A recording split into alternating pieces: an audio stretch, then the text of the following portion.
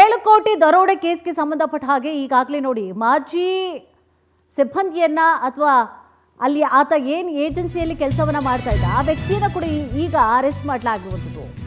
ಈಗ ಕಾರು ಕೊಟ್ಟಂತಹ ಇಬ್ಬರು ವ್ಯಕ್ತಿಗಳನ್ನ ಕೂಡ ಪೊಲೀಸರು ವಶಕ್ಕೆ ಪಡೆದುಕೊಂಡಿದ್ದಾರೆ. ಇಬ್ಬರು ಗೋವಿಂದಾಪುರ ನಿವಾಸಿಗಳನ್ನ ವಶಕ್ಕೆ ಪಡೆದುಕೊಂಡು ತನಿಖೆಯನ್ನ ಕೂಡ ನಡೆಸ್ತಾ ಇದ್ದಾರೆ. ತಿರುಪತಿಯಲ್ಲಿ ಪತ್ತೆ ಆಗಿರುತ್ತೆ ಇನೋವಾ ಕಾರು. ಈ ಬಗ್ಗೆ ಮಾಹಿತಿಯನ್ನ ಕೂಡ ಕಲೆಕ್ಟ್ ಮಾಡಲಾಗ್ತಾ ಇದೆ. ಯಾರ ಹೆಸರಿನಲ್ಲಿದೆ ಈ ಕಾರು, ಯಾರು ಕೊಟ್ಟಿದ್ದು, ಅವ್ರದ್ದೇನಾ ಅಥವಾ ಹೀಗೆ ಸಾಕಷ್ಟು ಮಾಹಿತಿಗಳು. ಈಗ ನಂಬರ್ ಪ್ಲೇಟ್ ಸಿಕ್ಬಿಟ್ಟಿದ್ರೆ ಬಹಳಷ್ಟು ಈಸಿ ಆಗ್ಬಿಡ್ತಾ ಇತ್ತು. ಈ ಖತರ್ನಾಕ್ಗಳು ಏನು ಮಾಡಿದ್ದಾರೆ, ನಂಬರ್ ಪ್ಲೇಟ್ ಯಾವುದೋ ಸ್ವಿಫ್ಟ್ ಕಾರ್ದು ಹಾಕೊಂಡಿದ್ದಾರೆ. ಸೊ ಕಾರ್ದು ಯಾರ್ದು ಅಂತ ಹೇಳಿ ಗೊತ್ತಾಗ್ಬಿಟ್ರೆ ಕಂಪ್ಲೀಟ್ ಮಾಹಿತಿ ಸಿಕ್ಬಿಡುತ್ತೆ. ಎಂಜಿನು, ಚಾರ್ಸಿ ನಂಬರ್ ಆಧರಿಸ್ಕೊಂಡು ಮೂಲ ಮಾಲೀಕರ ಪತ್ತೆಯನ್ನು ಮಾಡಲಾಗ್ತದೆ. ಆದರೂ ಕೂಡ ಬಿಡೋದಿಲ್ಲ ಪೊಲೀಸರುಗಳು. ಇನೋವಾ ಕಾರು ಅಂತ ಸಿಕ್ಕಿಬಿಟ್ಟಿದೆಯಲ್ಲ, ಸೊ ಮಾಹಿತಿಗಳನ್ನು ಕಲೆಕ್ಟ್ ಮಾಡಿಬಿಡ್ತಾರೆ. ಗೋವಿಂದಪುರದ ಇಬ್ಬರು ವ್ಯಕ್ತಿಗಳಿಗೆ ಇನೋವಾ ಕಾರು ಸೇಲ್ ಮಾಡಲಾಗಿರುತ್ತೆ. ಮೂಲ ಮಾಲೀಕರು ನೀಡಿದಂಥ ಮಾಹಿತಿಯನ್ನು ಆಧರಿಸಿಕೊಂಡು ಇಬ್ಬರನ್ನ ಈಗಾಗಲೇ ವಶಕ್ಕೆ ಪಡೆದುಕೊಂಡಿದ್ದಾರೆ. ಮೊದಲೇ ಮಾಹಿತಿ ಇತ್ತಾ ಅಥವಾ ಇಲ್ವಾ ಅನ್ನೋದು ಕೂಡ ಸದ್ಯಕ್ಕೆ ಈಗ ನಿಗೂಢವಾಗಿ ಕಾಣಿಸ್ತಾ ಇದೆ. ದರೋಡೆ ನಡೆಸಿದಂಥ ಬಹುತೇಕ ಆರೋಪಿಗಳು ಚಿತ್ತೂರಿನವರು, ಇಲ್ಲಿಯವರಲ್ಲ, ಚಿತ್ತೂರಿನವರು ಅಂತ ಹೇಳಿ ಮಾಹಿತಿಗಳು ಲಭ್ಯ ಆಗ್ತಾ ಇದೆ. ಇದೇ ಕಾರಣಕ್ಕೆ ಕಾರನ್ನ ಚಿತ್ತೂರು ಬಳಿಯಲ್ಲಿ ಅವರು ಬಿಟ್ಟು ಖದೀಮರು ನೋಡಿ ಪರಾರಿಯಾಗಿರ್ತಾರೆ. ಯಾವ್ಯಾವ ರೀತಿಯಾಗಿ ಅವರೆಲ್ಲ ಸ್ಕೆಚ್ ಹಾಕೊಂಡು ಬಂದಿರ್ತಾರೆ, ಕಾರನ್ನು ಎಲ್ಲಿ ಬಿಡಬೇಕು ನಾವು, ಕಾರ್ಗಳು. ಆಮೇಲೆ ಈಗ ನಂಬರ್ ಪ್ಲೇಟ್ ಒಂದು ಸಿಕ್ಕಿಬಿಟ್ರೆ ಅದನ್ನು ಕಂಡುಹಿಡಿದು ಬಿಡ್ತಾರೆ ಅಂತ ಹೇಳ್ಬಿಟ್ಟು ಇವರು ಏನೇನೆಲ್ಲ ಪ್ಲ್ಯಾನ್ ಮಾಡ್ಕೊಂಡಿದ್ದಾರೆ. ಸ್ವಿಫ್ಟ್ ಕಾರ್ದು ಇದು ಯಾವುದೋ ಒಂದು ನಂಬರ್ ಪ್ಲೇಟ್ ಹಾಕೊಂಡು ಬಂದಿರ್ತಾರೆ, ಯಾರ ಹತ್ರನೋ ಕಾರ್ ಇಸ್ಕೊಂಡು ಬಂದಿರ್ತಾರೆ, ಜೊತೆಗೆ ಆ ಕಾರ್ನ ಇನ್ನೆಲ್ಲೋ ಬಿಟ್ಟು ಹೋಗಿರ್ತಾರೆ. ಕಾರ್ಗಳು ಚೇಂಜ್ ಮಾಡೋದಂತೆ ಒಂದೊಂದು ರೀತಿನ ಇವ್ರದ್ದು ಆಟಗಳು.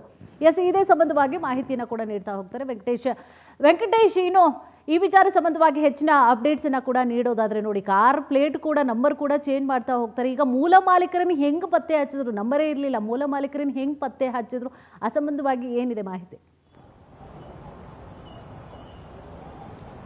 ಕುಸುಮ, ಏನು ಚಿತ್ತೂರು ಬಳಿ ಪತ್ತೆಯಾದಂಥ ಇನೋವಾ ಕಾರ್ಗೆ ಒಂದು ಯುಪಿ ಸ್ಟೇಟ್ನ ರಿಜಿಸ್ಟರ್ ನಂಬರ್ ಕೂಡ ಅದರಲ್ಲಿರುವಂಥದ್ದು. ಆ ನಂಬರ್ನ ಆಧಾರದ ಮೇಲೆ ಅಂದರೆ ಮೂಲ ಮಾಲೀಕರು ಯಾರು, ಇಂಜನ್ ಮತ್ತು ಚಾರ್ಸಿ ನಂಬರನ್ನು ಆ ಒಂದು ಆ್ಯಪ್ನಲ್ಲಿ ಅಳವಡಿಸಿದಂಥ ಸಂದರ್ಭದಲ್ಲಿ ಅವರ ಓನರ್ನ ಡೀಟೇಲ್ ಕೂಡ ಬರುತ್ತೆ. ಆ ಡೀಟೇಲ್ನ ಆಧಾರದ ಮೇಲೆ ಅವ್ರನ್ನ ಪತ್ತೆ ಹಚ್ತಾರೆ. ಆದರೆ ಅವರು ಈಗಾಗಲೇ ಏನು ಕಾರನ್ನು ಕೂಡ ಮಾರಾಟ ಮಾಡಿರುವಂಥದ್ದು ಗೊತ್ತಾಗಿದೆ.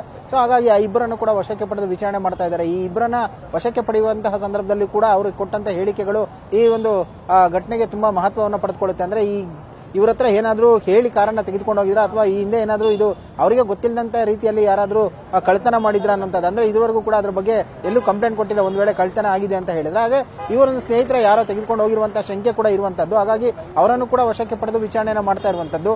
ಒಂದು ವೇಳೆ ಏನಾದರೂ ಈ ಕಾರ್ನ ನಂಬರ್ ಪ್ಲೇಟ್ ಅನ್ನ ಬದಲಾಯಿಸದೇ ಇದ್ದಿದ್ರೆ ಸೊ ಅವರಿಗೂ ಈಸಿ ಆಗ್ಬಿಡುತ್ತೆ ಅನ್ನುವಂತಹ ಒಂದು ಪ್ಲಾನ್ ಕೂಡ ಅವರಿಗೆ ಮೊದಲೇ ಗೊತ್ತಿತ್ತು. ಹಾಗಾಗಿ ಸಿಸಿಟಿವಿಗಳ ಎಲ್ಲೆಲ್ಲಿದೆಯೋ ಅಲ್ಲಿ ಅವರು ಫಾಲೋವನ್ನು ಮಾಡಿದ್ದಾರೆ ಹೊರತು ಸಿಸಿಟಿವಿ ಇಲ್ಲದೆ ಇರುವಂತಹ ಜಾಗದಲ್ಲಿ ಇವರು ಕೃತ್ಯವನ್ನ ಎಸಗಿರುವಂತದ್ದು.